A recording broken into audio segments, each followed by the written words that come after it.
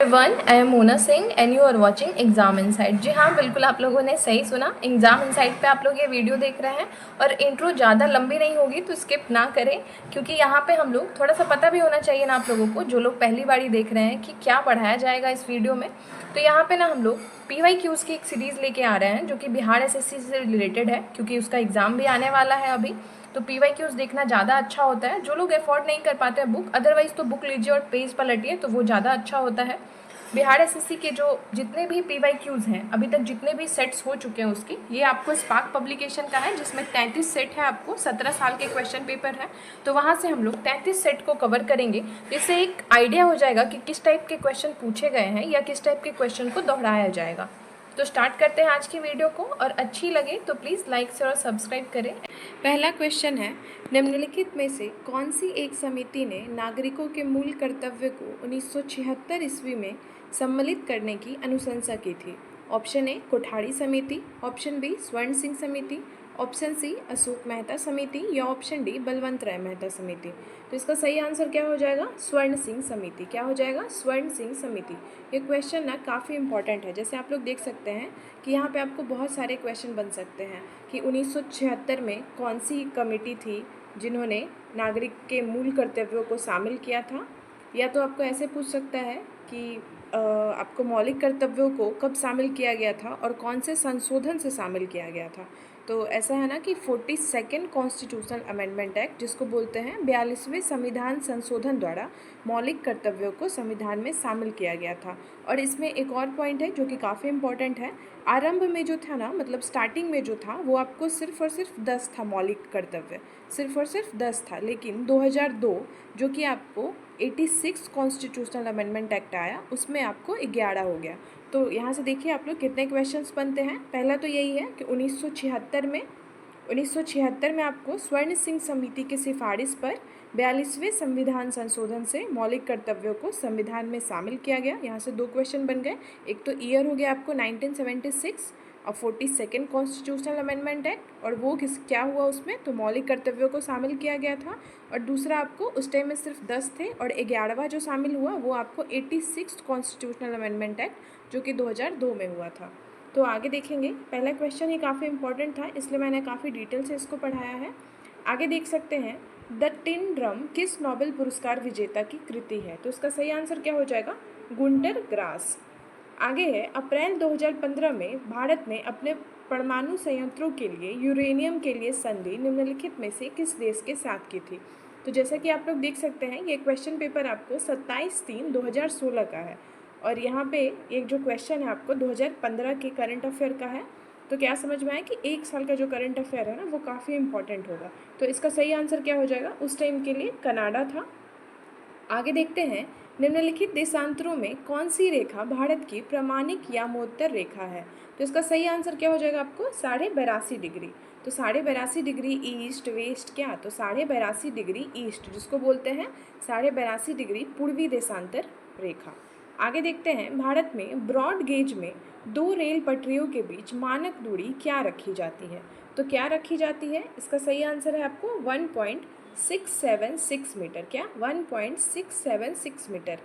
आगे है, miss world 2015 जो चीन में आयोजित हुए थे, मीरा लालगुना ने जीता, वो किस देश की हैं? तो यहाँ पे बोल रहा है कि किस देश की हैं। देखिए किस टाइप के क्वेश्चंस बनाता है बिहार SSC। यहाँ पे मिस वर्ल्ड 2015 जो जीती हैं वो किस देश की हैं ये भी पूछता है, और क्या नाम है उनका ये भी पूछता है। तो करंट में जो अभी मिस वर्ल्ड बनी है उनका आप लोग देख लीजिएगा, ये आपको स्पेन की थी 2015 के लिए। आगे है, कर्नाटक के श्रवणबेलगोला में अवस्थित गोमतेश्वर की मूर्ति एक प्रमुख जैन धर्म स्थल है। यह मूर्ति की ऊंचाई क्या है? तो इस मूर्ति की ऊंचाई क्या है? तो यह है आपको 50 फीट। और ये भी समझ में आता है यहाँ से कि जो श्रवणबेलगोला है वहाँ पे आपको गोमतेश्वर की मूर्ति है, और जो किससे रिलेटेड है? तो जैन धर्म से। आगे है, VR कृष्ण अय्यर जो दिसंबर 2014 में दिवंगत हुए थे, वो क्या थे? तो ये उस टाइम के करंट का न्यूज़ है। तो वो क्या हुए थे उस टाइम में? प्रख्यात विधिवेता थे। आगे देखते हैं, 14वें वित्त आयोग के अध्यक्ष कौन थे? तो इसको देखना भी बेकार होगा, क्योंकि अभी तो 16वें वित्त आयोग के अध्यक्ष आ गए हैं ना। और वो कौन है? तो वो है आपको डॉक्टर अरविंद पंगड़िया। कौन है? डॉक्टर अरविंद पंगड़िया 16वें वित्त आयोग के अध्यक्ष। आगे है, भारतीय उपमहाद्वीप का 7वां सबसे पुराना विश्वविद्यालय पटना कब स्थापित हुआ था? तो पटना विश्वविद्यालय की स्थापना कब हुई थी? तो 1917 में। कब हुई थी? 1917 में हुई थी। आगे देखते हैं, अ पैसेज टू इंडिया किन के द्वारा रचित है? अ पैसेज टू इंडिया किन के द्वारा रचित है? तो ये आपको रचित है किसके द्वारा? E.M. फॉस्टर के द्वारा। E.M. फॉस्टर। आगे है, संयुक्त राष्ट्र का जलवायु परिवर्तन सम्मेलन 2015 कहाँ हुआ था? तो ये आपको कहाँ हुआ था? पेरिस में हुआ था। और अभी अगर रिसेंट में ऐसा कोई सबमिट हुआ है तो उसको आप लोग देख लीजिएगा। आगे है, among the believers India a million mutinies तथा एन एरिया ऑफ डॉकनॉट्स पुस्तक के लेखक कौन है? ये बुक ही हिंदी में काफ़ी डिफिकल्ट लग रहा है पढ़ने में, तो इसका सही आंसर है बस V.S. नाइपाल। क्या है? V.S. नाइपाल है। आगे है, एंजेलिक कर्बर 2016 ऑस्ट्रेलियन ओपन महिला वर्ग का फाइनल सेरेना विलियम्स को हराकर जीता। वे किस देश की निवासी थे? तो सबसे पहले यही समझ में आता है कि खेल से तो बहुत ज़्यादा क्वेश्चंस पूछते हैं, और मैंने पिछले वाले वीडियो में भी आपको बताया है कितने अच्छे से कि खेल से ना आपको बहुत ज़्यादा पूछते हैं सवाल। तो यहाँ देख लीजिए, यहाँ पे आपको ऑस्ट्रेलियन ओपन जैसे होता है ना, विंबलडन ओपन, ऑस्ट्रेलियन ओपन, तो उस हिसाब से आप लोग उसको पढ़ लीजिएगा कि अभी इसको देखना ज़रूरी नहीं है, जो भी रिसेंट का हुआ है उसको देख लीजिएगा। यहाँ पे देख सकते हैं आप लोग ना, ऑस्ट्रेलियन ओपन से पूछा है और किस टाइप का पूछा है कि जो महिला वर्ग में फाइनल हुई है वो किस देश की है, तो थोड़ा सा उस टाइप से डिटेल से देख लीजिएगा उसको। आगे है, राजस्थान के बीकानेर में 15 जून 2015 को 50 डिग्री तापमान दर्ज किया गया था। इसको फ़ारेनहाइट में कितना दिखाया जाएगा? अच्छा, फ़ारेनहाइट में कितना दिखाया जाएगा? तो ये आपको 122 डिग्री फ़ारेनहाइट। कितना? 122 डिग्री फ़ारेनहाइट। आगे है, national mineral development corporation of India की हीरे की खान कहाँ पे है? तो ये आपको कहाँ पे है? इसका सही आंसर है आपको पन्ना। कहाँ पे है हीरे की खान? पन्ना। ये तो काफ़ी ईजी हो गया ना, हीरे की खान पन्ना। आगे है, फिल्म पाथेर पंचाली किनके द्वारा निर्देशित थी? तो पाथेर पंचाली किनके द्वारा निर्देशित है? तो सत्यजीत राय। कौन है? सत्यजीत राय। ये क्वेश्चन काफ़ी इंपॉर्टेंट है, पाथेर पंचाली सत्यजीत राय। आगे है, अंतर्राष्ट्रीय योग दिवस कब मनाया जाता है? तो कब मनाया जाता है आपको? ऑप्शन ए 21 मार्च, ऑप्शन बी 21 मई, ऑप्शन सी 21 जून, या ऑप्शन डी 25 दिसंबर। तो इसका सही आंसर क्या है आपको? 21 जून। और अभी हम लोग मई में है ना, मतलब अब आज तो मई ख़त्म होने वाला है, लेकिन जून में होता है, जैसे देख सकते हैं आप लोग कि 21 जून को होता है ये। तो अभी इसका कोई थीम नहीं आया है, लेकिन 2024 का थीम अगर पूछ दे बाई चांस, तो वो आपको क्या हो जाएगा? 2024 का जो थीम है योगा डे का, इंटरनेशनल योगा डे, तो इसका थीम है आपको yoga for self and society. और अगर आप लोग अभी देख रहे हैं इस वीडियो को, तो आप लोग दोनों रख लीजिएगा। 21 जून का जो थीम है ना, 2024 और 2025, उन दोनों को लिख लीजिएगा। क्या पता क्या पूछ दें। 2024 का तो yoga for self and society है, 2025 का आप लोग देख लीजिएगा। आगे है, निम्नलिखित में से कौन राजकोषीय नीति का एक घटक नहीं है? तो एक घटक नहीं है बोल रहा है यहाँ पे, तो इसका सही आंसर क्या हो जाएगा आपको? व्यापार नीति। क्या है? व्यापार नीति नहीं है। आगे है, गंगा की सहायक नदियाँ जो नीचे वर्णित हैं कौन उत्तर की ओर प्रवाहित होती हैं? Option A Kosi, option B Ghaghara, option C Son, या ऑप्शन डी गंडक। तो इसका सही आंसर क्या हो जाएगा आपको? सोन नदी। कौन है? सोन नदी। आगे है, 35वें राष्ट्रीय खेल जिसका प्रतीक चिन्ह ग्रेट हॉर्नबिल था, जिसका आयोजन कहाँ पे हुआ था? तो इसका आयोजन कहाँ पे हुआ था? ये भी करंट का न्यूज़ है, तो केरला में हुआ था। आगे है, सर्वोच्च न्यायालय का न्यायाधीश अपना पद त्याग कर सकता है पत्र लिखकर। तो किसको पत्र लिखकर सुप्रीम कोर्ट का जो न्यायाधीश है वो अपना पद त्याग कर सकता है? ऑप्शन ए मुख्य न्यायाधीश को, ऑप्शन बी राष्ट्रपति को, ऑप्शन सी प्रधानमंत्री को, या ऑप्शन डी विधि मंत्री को। तो इसका सही आंसर क्या हो जाएगा? राष्ट्रपति को। किसको? राष्ट्रपति को। आगे है, निम्नलिखित में से सूर्योदय सबसे पहले कहाँ होगा? तो निम्नांकित में सूर्योदय सबसे पहले कहाँ पे होगा? तो सबसे पहले कहाँ पे होता है? टोक्यो में। टोक्यो का है तो जापान। आगे है, मशहूर पेंटिंग हंस दमयंती के चित्रकार कौन थे? हंस दमयंती के चित्रकार कौन थे? तो इसका सही आंसर क्या है आपको? राजा रवि वर्मा। कौन रिलेटेड है? राजा रवि वर्मा। आगे है, निम्नलिखित पुस्तकों में कौन सी पुस्तक फणीश्वर नाथ रेणु द्वारा रचित है? तो फणीश्वर नाथ रेणु द्वारा रचित पुस्तक यहाँ पे पूछ रहा है, तो इसका सही आंसर क्या हो जाएगा आपको? मैला आंचल। और ये क्वेश्चन ना काफ़ी बार आप लोगों ने देखा होगा, अगर PYQs की वीडियो को, तो काफ़ी बार ये पूछा है कि फणीश्वर नाथ रेणु द्वारा रचित पुस्तक कौन सी है? तो मैला आंचल। आगे है, निर्वाचन आयुक्त को पद से हटाया जा सकता है, तो किसके द्वारा हटाया जा सकता है? ऑप्शन ए मुख्य निर्वाचन आयुक्त द्वारा, ऑप्शन बी प्रधानमंत्री द्वारा, ऑप्शन सी भारत के मुख्य न्यायाधीश द्वारा, या ऑप्शन डी उपयुक्त में से किसी से भी नहीं। तो इसका सही आंसर क्या हो जाएगा? उपयुक्त में से कोई भी नहीं। जो निर्वाचन आयुक्त का जो पद है उनको कोई भी नहीं हटा सकता है इनमें से। आगे है, नीचे दिए गए 2 स्तंभों के राज्यों के नाम और वहां अवस्थित न्यूक्लियर रिएक्टर के नाम दिए गए हैं, तो उसको सही मिलान करना है। तो सबसे पहले इसका सही आंसर देख लेते हैं। इसका सही आंसर है आपको ऑप्शन ए।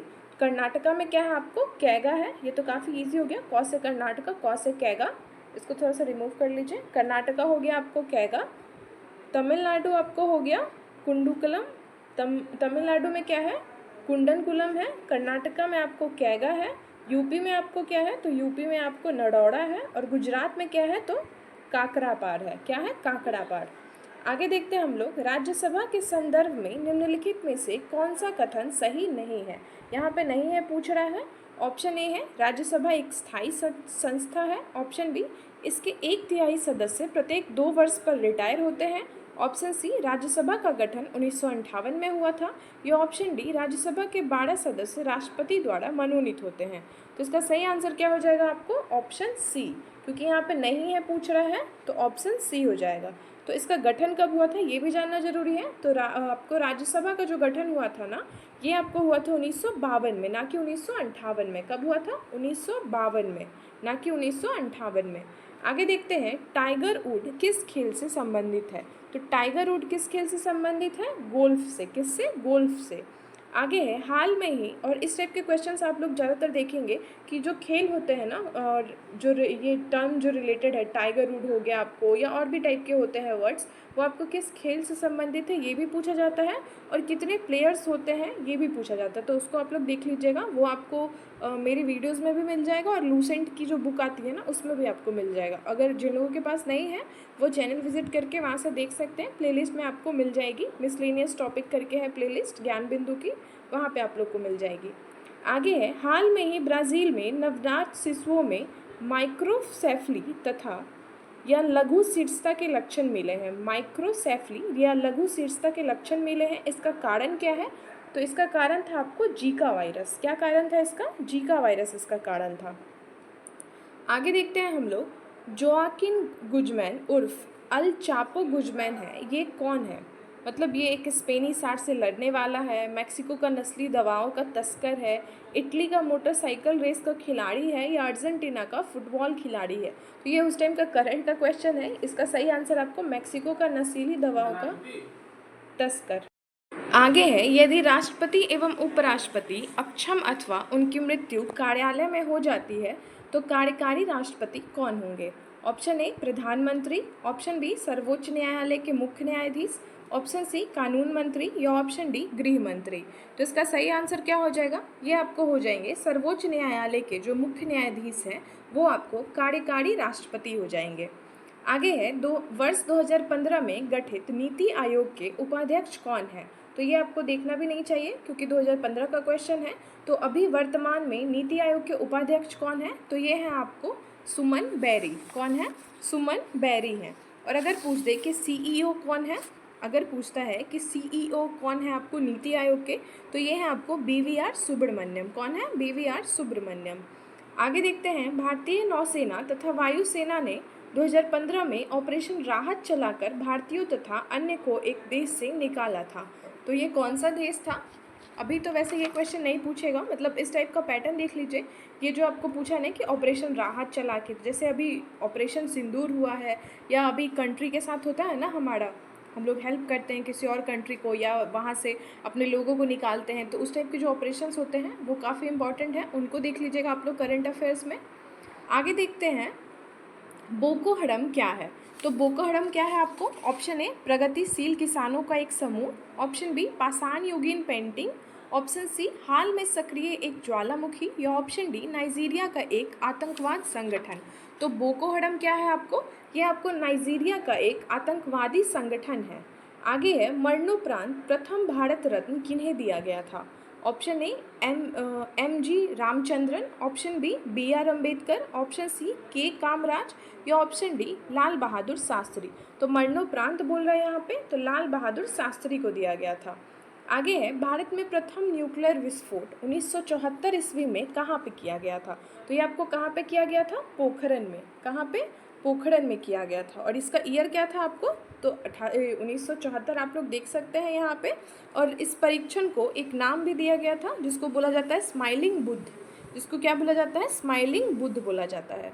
आगे है, निम्नलिखित नदियों में से किसका उद्गम भारत में नहीं है? तो यहाँ पे भारत में नहीं है बोल रहा है, तो इसका सही आंसर आपको क्या हो जाएगा? सतलज का। क्या हो जाएगा? सतलज का। तो सतलज नदी का उद्गम स्थल कहाँ है? तो ये आपको तिब्बत में है। राकसताल झील जो है वहाँ पे तिब्बत में है। आगे है, भारत के सुप्रीम कोर्ट के संदर्भ में कौन सा कथन सही है? ऑप्शन ए, इसका केवल मूल क्षेत्राधिकार है। ऑप्शन बी, इसका केवल अपीलीय क्षेत्राधिकार है। ऑप्शन सी, इसका केवल परामर्श संबंधित क्षेत्राधिकार है। या ऑप्शन डी, इसका मूल, अपीलीय तथा परामर्श संबंधी क्षेत्राधिकार है। तो इसका सही आंसर क्या हो जाएगा? आपको डी हो जाएगा। भारत के सुप्रीम कोर्ट के बारे में बोल रहा है तो इसका आपको मूल, अपीलीय और परामर्श संबंधी क्षेत्राधिकार है। आगे है, जल्लीकट्टू सांडों की लड़ाई किस राज्य से संबंधित है? तो कौन से राज्य से संबंधित है? तो ये आपको तमिलनाडु से। आगे है, निम्न में से कौन दो नदियाँ अमरकंटक से उद्गमित होती हैं? तो अमरकंटक से कौन सी नदियाँ निकलती हैं? तो ये आपको निकलती हैं नर्मदा और सोन। कौन सी नदियाँ? नर्मदा और सोन निकलती हैं। आगे है, कौन सा स्थान ब्रह्मा के मंदिर तथा पशुओं के मेले के लिए प्रसिद्ध है? तो इसका सही आंसर क्या है आपको? पुष्कर। क्या है? पुष्कर। आगे है, भारत का पहला ऑर्गेनिक राज्य कौन सा है? तो भारत का पहला ऑर्गेनिक राज्य कौन सा है? तो ये है आपको सिक्किम। और अभी जो करंट में न्यूज़ चल रहा है, अगर ऐसे पूछे कि भारत का पहला लिटरेट सिटी कौन है, मतलब भारत का पहला लिटरेट सिटी कौन सा है, कौन सा राज्य बना है, तो ये आपको बना है मिजोरम। कौन सा? मिजोरम बना है। आगे है, उच्च श्रृंखल कानून कोई कानून नहीं है। भारत के सर्वोच्च न्यायालय ने किस मामले में इस सिद्धांत को संपुष्ट किया था? तो कौन से मामले में किया था? तो ये आपको किया था मेनका गांधी केस में। कौन से? मेनका गांधी केस में। आगे देखते हैं, युद्धग्रस्त क्षेत्रों से खनन कर राजद्रोही गतिविधियों के लिए बेचे जाने वाले हीरे निम्न में से किस नाम से जाने जाते थे? तो कौन से नाम से आपको जाने जाते थे? Option A, blood diamond. Option B, conflict diamond. Option C, war diamond. या ऑप्शन डी, उपयुक्त में से सभी। तो इसका सही आंसर आपको क्या हो जाएगा? 45 का सही आंसर है आपको ब्लड डायमंड। वैसे तो ये क्वेश्चन काफ़ी कंफ्यूज करने वाला है, जैसे देख सकते हैं आप लोग, युद्धग्रस्त क्षेत्रों से खनन कर राजद्रोही गतिविधियों के लिए। तो राजद्रोही देखने के बाद हम लोग यहाँ पे ना इसको वॉर डायमंड भी मान सकते हैं या कॉन्फ्लिक्ट भी मान सकते हैं, लेकिन इसका सही आंसर है आपको ब्लड डायमंड। आगे है, वोहरा कमेटी रिपोर्ट जो राजनीति के अपराधीकरण की थी, वोहरा कमेटी के द्वारा दी गई थी। इसके अध्यक्ष श्री एन वोहरा अभी राज्यपाल हैं। तो कौन से स्टेट के राज्यपाल थे उस टाइम के लिए आपको? तो जम्मू कश्मीर के थे। आगे है, शराबबंदी संविधान किस धारा में निर्देशित है? तो शराबबंदी कौन सी धारा में निर्देशित है? तो ये काफ़ी इंपॉर्टेंट क्वेश्चन है। धारा 47, धारा 47। आगे है, फीफा विश्व कप फुटबॉल 2018 कहाँ आयोजित किए जाएंगे? यहाँ पे देखिए किए जाएंगे बोल रहा है, तो अभी जो रिसेंट में होने वाला है फीफा, ये आपको 2026 में होने वाला है। और कहाँ पे होने वाला है? तो ये आपको संयुक्त राष्ट्र करके, मतलब 3 देशों में होने वाला है आपको संयुक्त रूप से। तो ये आपको यूएस में, कनाडा में और मैक्सिको में होने वाला है। आगे देखते हैं, भूस्तर उपग्रह किस दिशा में घूमता है? तो ये आपको कौन सी दिशा में घूमता है? पश्चिम से पूरब। कौन से? पश्चिम से पूरब में घूमता है। आगे है, the old man and the sea नामक संक्षिप्त नॉवेल या उपन्यास के लेखक कौन है? तो इसके लेखक कौन है आपको? तो अर्नेस्ट हेमिंग्वे। कौन है? अर्नेस्ट हेमिंग्वे हैं। आगे है, भारतीय संविधान का कौन सा अनुच्छेद राज्यों में संवैधानिक तंत्र के असफल होने की स्थिति में राष्ट्रपति शासन का प्रावधान करता है? तो कौन सा अनुच्छेद है? तो ये है आपको आर्टिकल 356, अनुच्छेद 356। कौन सा है? अनुच्छेद 356 है। आगे देखेंगे, भारत में जेनेटिक रूप से परिवर्तित किस फसल को व्यापारिक उत्पादन के लिए अनुशंसित किया गया था? तो कौन सा है ये? ये है आपको बीटी कॉटन। क्या है? बीटी कॉटन है। जेनेटिक रूप से बोल रहा है यहाँ पे, तो बीटी कॉटन। आगे है, नोबेल पुरस्कार किस देश के द्वारा दिए जाते हैं? तो नोबेल पुरस्कार किस देश के द्वारा दिए जाते हैं यहाँ पे बोल रहा है? तो स्वीडन के द्वारा। किसके? स्वीडन के द्वारा। आगे है, बनारस हिंदू यूनिवर्सिटी एक्ट 1915 से बनारस हिंदू विश्वविद्यालय की स्थापना प्रशस्त हुई थी? इसके संस्थापक कौन थे? तो इसके संस्थापक कौन थे? पंडित मदन मोहन मालवीय। कौन थे? पंडित मदन मोहन मालवीय। आगे है, निम्नलिखित को दो कॉलमों में सही मिलान करना है। तो ये आपको बोल रहा है कि नेशनल पार्क्स हैं और कौन से स्टेट में है। तो बंदीपुर नेशनल पार्क, इसके डायरेक्ट इसके आंसर पे आते हैं। पहले इसका सही आंसर क्या हो जाएगा आपको 55 का, तो 1 हो जाएगा। बंदीपुर नेशनल पार्क आपको कहाँ है? तो ये है आपको कर्नाटका में, बंदीपुर कर्नाटका में। बक्सा टाइगर रिजर्व, तो बक्सा टाइगर रिजर्व का है आपको पश्चिम बंगाल में। माउंट आबू वाइल्ड लाइफ आश्रय, तो ये आपको कहाँ पे? ये है आपको राजस्थान में। और पेंच नेशनल पार्क, तो ये आपको कहाँ है? एमपी में। कहाँ है? पेंच नेशनल पार्क या पेंच नेशनल पार्क, तो ये है आपको एमपी में। आगे देखते हैं, निम्नलिखित में से कौन सा एक भारत का राष्ट्रीय जलीय प्राणी है? ऑप्शन ए खारे पानी का मगर, option B olive ridley turtle, option C Ganga का डॉल्फिन, या ऑप्शन डी घड़ियाल। तो यहाँ बोल रहे हैं कि भारत का राष्ट्रीय जलीय प्राणी है, तो ये कौन है आपको? ये है गंगा का डॉल्फिन। आगे है, सूची 1 को सूची 2 से मिलाना है। ये आपको हरित क्रांति, नील क्रांति। अच्छा, तो इसका सही आंसर क्या हो जाएगा? ये आपको हो जाएगा ऑप्शन ए खाद्य उत्पादन में वृद्धि। ये किससे रिलेटेड है? तो हरित क्रांति से है। दुग्ध उत्पादन, ये आपको किससे रिलेटेड है? तो ये आपको श्वेत क्रांति से हो जाएगा। मत्स्य पालन, ये आपको थोड़ा सा इंपॉर्टेंट है, तो मत्स्य किससे हो जाएगा? मत्स्य आपको नील से हो जाएगा। और उर्वरक किससे है? तो भूरी क्रांति से। आगे देखते हैं, हरा सूचकांक विकसित किया गया है, किसके द्वारा विकसित किया गया है? इसका सही आंसर है आपको विश्व बैंक द्वारा। किसके द्वारा? विश्व बैंक द्वारा। आगे है, निम्नलिखित में से किस वाद में भारतीय संविधान के मूलभूत ढांचे की अवधारणा प्रतिपादित की गई है? तो क्या हो जाएगा इसका सही आंसर? ऑप्शन देख लेते हैं। ऑप्शन ए इंदिरा साहनी का वाद, ऑप्शन बी SR बोमई का वाद, ऑप्शन सी रुदल शाह का वाद, या ऑप्शन डी उपयुक्त में से कोई नहीं। तो यहाँ पे आपको बोल रहा है कि भारतीय संविधान के मूलभूत ढांचे की अवधारणा प्रतिपादित की गई है, तो इसका सही आंसर क्या हो जाएगा? उपयुक्त में से कोई भी नहीं। आगे है, संविधान सभा के संवैधानिक सलाहकार कौन थे? तो संवैधानिक सलाहकार बोल रहा है यहाँ पे, तो इसका सही आंसर क्या हो जाएगा? बेनेगल नरसिंह राव। कौन थे संवैधानिक सलाहकार? बेनेगल नरसिंह राव थे। और आज का ये वीडियो यहीं पे ख़त्म होता है। अगर आप लोगों को अच्छी लगे तो प्लीज़ लाइक शेयर सब्सक्राइब करें, and thank you so much for watching.